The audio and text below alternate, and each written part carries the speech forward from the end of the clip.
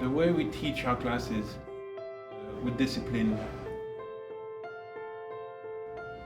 we not only make students become good cooks, we teach them how to be in the professional kitchen. The process here is very hands-on.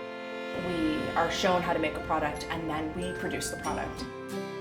How do we transform a fish into a beautiful dish? Why I've come back for so many years is because it's a family. I think that really differentiates us from a lot of culinary schools.